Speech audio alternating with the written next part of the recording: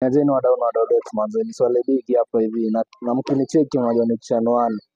Bado tuko Mathare, tuko Mabatini. Venlo show utaenda deep and deep, tafute wasi, tafute mayutu akamkutubongesha hapa, na leo tuko na mtu mmoja wa power. Atajipiga intro atuambie ni nani, alafu atashare story yake na sisi. Bro, karibu ndani ya show. Niajeni mafans, hope najua mko fine, pia mimi niko fiti. Kwa majina naitwa Morris Mwendwa Mudhoka, jina ya mzae. Nickname unaweza niita Sala, unaweza niita Mourinho. Huyu amekuwa ni Mourinho, amejipiga intro yake fiti. So bila kupoteza tu time, tutaingia kwa story ya Mourinho. Mourinho unajua kuna story interesting ya kushana na mavijana hapa nje. Hii story yake najua itatouch maboy wawili watatu na wase kadhaa hapo watakuwa inspired na story yake. So Mourinho, pengine ungetuambia life yako hapo nyuma ilikuwaje? Mimi naweza sema life yangu hapo nyuma ilikuwa nilikuwa nadhani ni life poa, but kumbe si life poa. Mimi hapo nyuma nilikuwa nimetulia, nilikuwa napenda kwenda chuo, unaona. Though nilisumbua sana shule, nilisoma shule kama 6 ndio niweze kumaliza KCSE. Na nilifanya hivyo vyote kwa sababu ya dole ya mtaani, haikuwa mzuri sana. Nilikuwa footballer, nikakuja nikaacha ball kwa sababu ya msichana. Though nilikuwa footballer mkali sana, but nikaacha ball juu ya msichana, nikidhani atanipeleka mahali. So hakunipeleka mahali.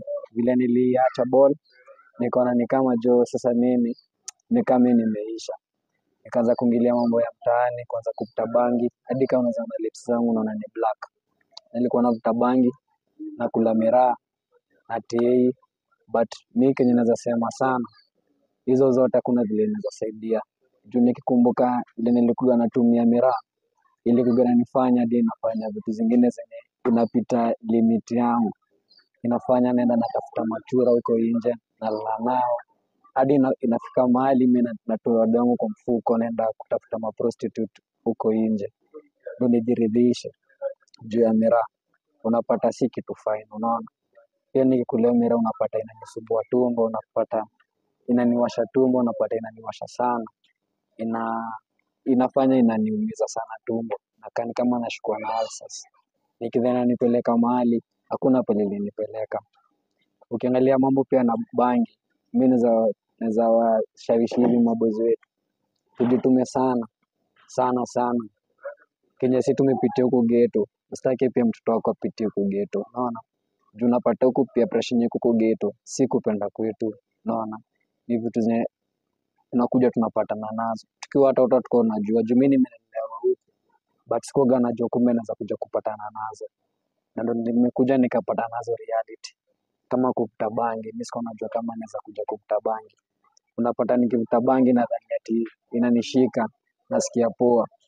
But ukweli hiyo kitu inakupotezea time, inakupotezea opportunities mingi sana za hii maisha zenye hata huwezi fika nazo mahali, unaona.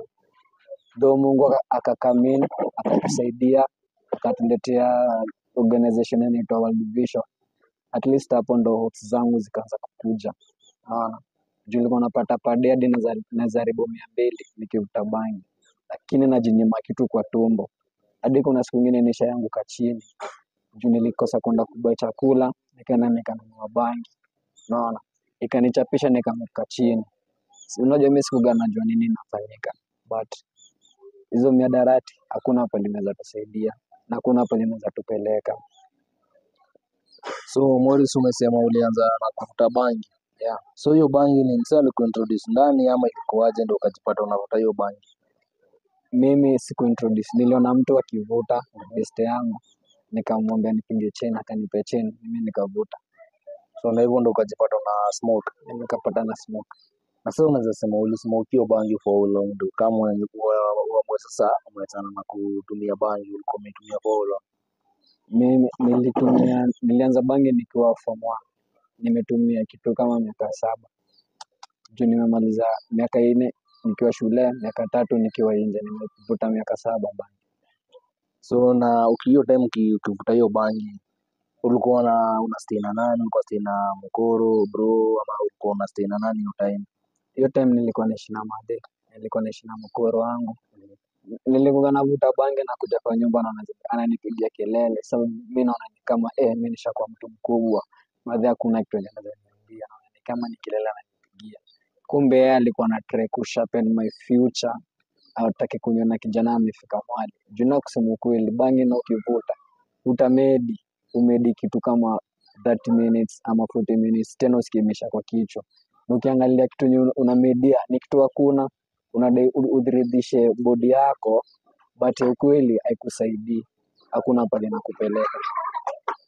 So bangi unasema uliona msee akavuta ikakuvutia pia wewe ukaanza kuivuta. Na sasa kitu kama miraa unasema pia kwa time umekaa umetumia miraa vibaya sana. So miraa na ilikuwaje?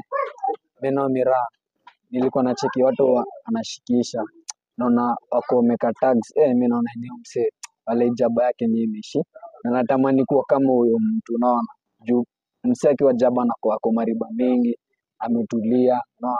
Sasa mimi nataka kuwa kama huyo mtu.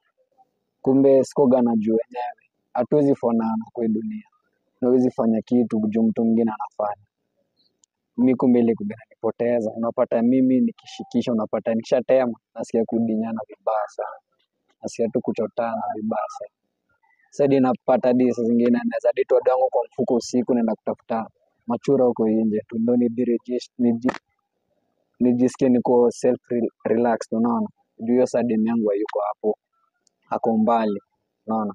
So napata na spend do mingi na maybe hata siwezi jua naweza pata ugonjwa through hiyo jaba. Na ndio kubai yao so kubai yao mademuji uza. Hiyo sasa ni msee alikuonesha huko ama na ulipiga tu round ukajipata umefika huko? Buda, mimi nilijipeleka but nilisikia kwa mtu, mimi siwezi kudanganya. Juu mimi ni mtu aliniambia kwa stairs. Ananiambia bro mzee, unaweza hangaikaje hivyo na kuna mademu huko jo. So mbili yako jo unasikia poa sana. Unaona. Sasa niko nenyewe inaje nijiumize yenyewe. Na hiyo kitu yenyewe ni so mbili tu peke yake mimi nasikia tu poa. Mimi nasikia tu poa.